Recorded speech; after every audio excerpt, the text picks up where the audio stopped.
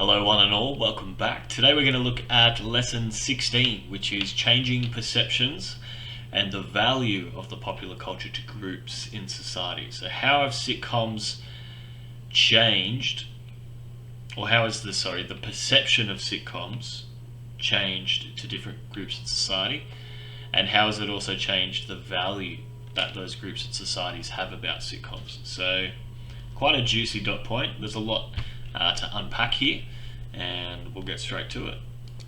So I guess if we're unpacking this dot point, the first initial reason that groups valued popular culture of sitcoms in the first place was because it was highly influential agency. So the idea that humour, expression, and the concept of human connection being at the core of sitcom culture. So the reason that people initially valued it was like a form of escapism. People could sit down, relax, and unwind at the end of the day. And that was the value they got out of it. It was a distraction from real life, but it was something that brought them joy and happiness, and still does to a lot of extent. But that was the initial value of popular culture there. You can see we've just had a visitor in the background there. Hey buddy. He's just decided to have a little nap there, a little cutie. So yeah, that's the original, I guess, value of sitcoms, but there are changing perceptions on it. Something that's been, I guess, widely scrutinised and praised. So scrutinised in the fact that there are some groups that believe that sort of the values of sitcoms should stay where it was in terms of just strictly humour, poking fun at things, but then other groups have praised the changing nature of it because it started to, I guess, look at more serious issues and content as well. An example we're going to look at later is in Fresh Prince of Bel-Air, where that sort of first started. But we can see it in a lot of contemporary sitcoms like Brooklyn Nine-Nine, who really do engage in a lot of contemporary social issues, but also still engage in the traditional aspects of sitcoms, which is humour. So I guess some areas where the value's been scrutinised of it is that a lot of people consider cultural imperialism of sitcom content to be quite domineering, dismissive and discriminatory of other cultures. So if we look at sitcoms particularly from the 80s to 2000s, there's that concept and idea of negative humour. So the idea of making jokes at the expense of people's appearance, sexuality, their ethnicity, or even cognitive limitations. And that still happens in some sitcoms like Brooklyn Nine-Nine, for example, as much as we talk about it being a really progressive sitcoms. If we look at the characters of Hitchcock and Scully, they're definitely laughed at because of their cognitive limitations. Those characters clearly have a significant health problems and problems with their health that really do need to be looked at by a medical practitioner in a lot of cases, but most of the main characters still point fun at that quite a lot. Even how one of them, Hitchcock, I think it is. He's quite gross and sleazy, but there's still jokes made regarding that sort of idea. So whilst they are very progressive in a lot of areas, they do show some areas where they're not as progressive. So although the negative humour particularly is in the 80s and 2000s, like we see lots of jokes about sexuality, particularly homosexual people. We see a lot of gay jokes in Friends, for example. We also see a lot of jokes about women that are quite sexist that we see, again, particularly in Friends, if we look at the sort of job roles they have and the jokes that are made there at the expense of females, and then some at male too. But again, it's predicated on that notion that, I think in last lesson's example, I use that example of Chandler having really smooth feminine hands. Everyone sort of thought that was hilarious. So we see that idea of what we call negative humour, so you're making jokes at the expense of people in relation to something. So a lot of that used to happen, and that meant the punchlines were insensitive. They were making jokes at serious situations and mocking people's normal responses to difficulties in life. Or even deflecting the addressment of issues with humour. So if we look at, again, I'll just use Friends as another example, all the issues that Chandler has with his father and the lack of emotional connection that he has, and the fact that his father was a trans person. You know, there was heaps of jokes made at that kind of serious situation of a lack of connection to his father. So, or even people's normal responses to difficulties in life. You know, if they cry or get upset about something, the immediate thing is to jump in there and joke about it and not understand where that person's coming from, for example. Or deflecting the addressment of issues or serious issues with humour. We see this again in Brooklyn Nine-Nine, again as progressive as it is, with Jake's issues with his dad and some of the childhood trauma. I think there's one episode where he's babysitting Terry's kids in the Moo Moo episode, which we're actually going to watch here, and he says something like, "Oh, parenting is easy.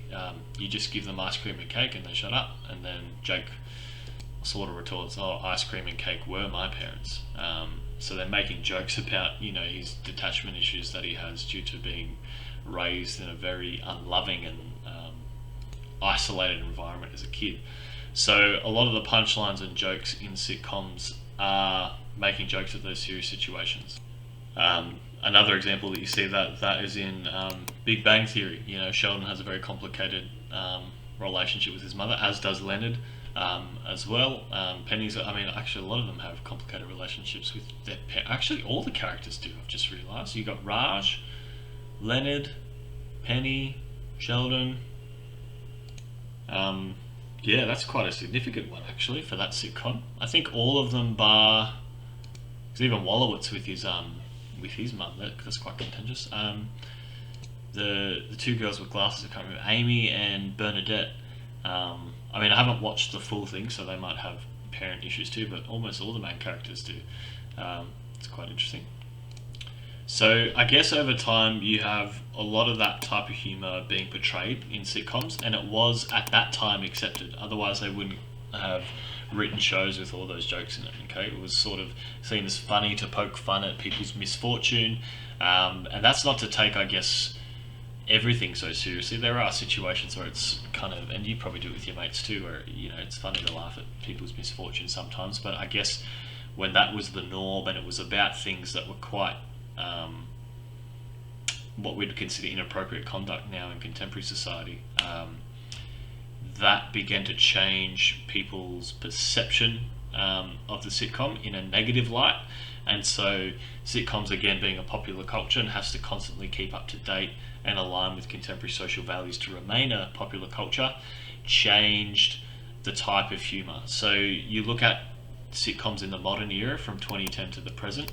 Now that's not to say that some, like Big Bang Theory for example, is one that maintained stereotypes throughout, but particularly sitcoms in the modern era, talking Brooklyn Nine-Nine for the most part, The Good Place, Two Broke Girls, etc. They are increasing, I guess, awareness with better representation of minority groups, and they're helping to break down those discriminatory stereotypes.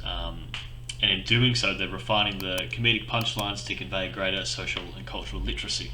So that idea that, as I pointed to a little bit in the last episode, the humour is very much now based on individual and unique characterisation, as opposed to focusing on stereotypical cliches and discrimination. That doesn't mean that sitcoms don't feature it at all, because that is still a humour type that a lot of consumers still find funny and align with, but it's certainly not as dense or as saturated now as it used to be. So again, that the sitcoms jokes are usually scenario based now, so making fun of a situation as opposed to a person, like an awkward interaction or something like that, and centered more around the characters' personalities as opposed to superficial or offensive punchlines.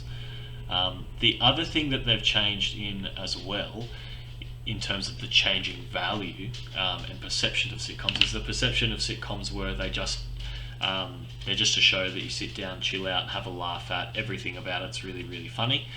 That sort of has changed, where there are segments in sitcoms which don't feature any punchlines, no jokes, and they deal with difficult and serious content. And that changes the perceptions that sitcoms were only just for comedic purposes. So an example of that, which we're going to watch in class, or you can go ahead and watch it now if you want, is that season 4, episode 16 of Brooklyn Nine-Nine, titled Moo Moo, is that Terry's stopped in his suburbs. His daughter just threw a toy out of the car and he was trying to find it. And he was stopped by police, basically because he was black, and the policeman assumed he was suspicious up to something, because in America, obviously, police brutality towards black people is a very, very real issue. It is in Australia too, but conversation for another time. And that whole episode is sort of dealing with the complexities that Terry then has. Does he report this officer? How does he handle a colleague who is being racist? What avenues does he do? He ends up talking to his boss about it, and his boss, who also is a black African American, initially rejects him wanting to make a complaint about it. So it deals with that whole complexity. How should we respond to that? And it shows subliminal messages at the end of the day that shows a moral of the story. So at the end of the episode, Captain Raymond Holt says, "I'm really sorry I didn't pursue that further." And he talked about his reasons why he didn't want to pursue it. So it sort of went through the complexities and the really difficult and serious content that people go through. And because sitcoms typically reflect, or the format is it's trying to reflect the consumer's life, it's doing, in terms of the settings, usually family, workplace. Sorry. You okay, mate? Poor Bondo. Had a bit of a hairball. It's alright, buddy. This is a very real thing that a lot of consumers, particularly I think minorities and people who watch sitcoms, might have faced. To see their reality mirrored in a show changes the minority group's perception that a sitcom is no longer going to poke fun and make fun of their, I guess, ethnic minority, like say something like The Simpsons did with Apu. And that they'll indeed take the struggles that they have very seriously. Another one, or the sort of sitcom that first started it, was The Fresh Prince of Bel-Air. There's a segment of that which we're going to watch in a second, where Will's dad leaves him, and so it sort of looks at that serious issue of, I guess, a parent neglecting their child, and the kid's reaction to that, as you can see in that picture there, it is quite intense. So what this has done is it's changed the perception of sitcoms to become a vehicle for social change and introduce new values to the sitcom genre, rather than just being purely for comedic purposes. And other sitcoms have taken that up on board, like we see that with Modern Family. And this isn't to say, even older sitcoms, they might have had an episode or a segment or two, or a really short 5 minutes within a whole season where they look at a serious issue, and that's usually like the cliffhanger at the end of the episode, like when Ross and Rachel kind of break up. It's a bit serious for a little bit there, but then it goes straight into joking about it, with the whole we're on a break sort of thing. But sitcoms like Brooklyn Nine-Nine or Modern Family, or even The Good Place, deal with those kind of serious issues. Like The Good Place is looking at, although hilarious and really funny, looks at the sort of existential crisis and nature of good and bad, and what is a good deed, what is a bad deed, that your actions in this life can impact and have ramifications long after you're dead. Like that's sort of a sitcom genre that has never really been explored. And right towards the end of the season, in the last episode, they look at the concept of the afterlife and the legacy that you leave when you die. Like, it's quite a serious, emotional kind of affair there. So the perception of sitcoms has certainly changed at a macro sense there, and the value that it has, particularly for minority groups, has changed quite significantly. So I guess one of the values that have changed is that it's seen as an educational tool. Let's write that down somewhere, actually, because I don't think I've got that anywhere in your notes there. Maybe write it as a dot point here. Value of sitcom change to be educational and not just for comedic purposes. An example of that, you can see e.g. Brooklyn Nine-Nine, Moo Moo, The Good Place.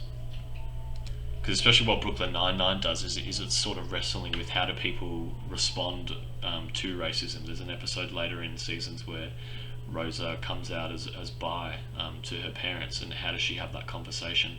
We see the parents' reactions. We then see how Jake supports her really well as a friend.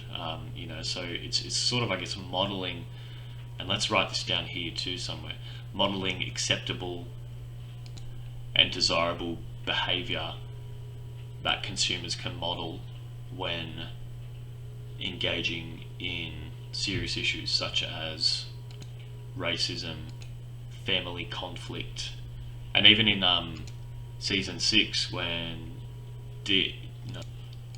season 6 where Amy Santiago deals with sexism in the workplace, and has a case where she has to sort of manage that.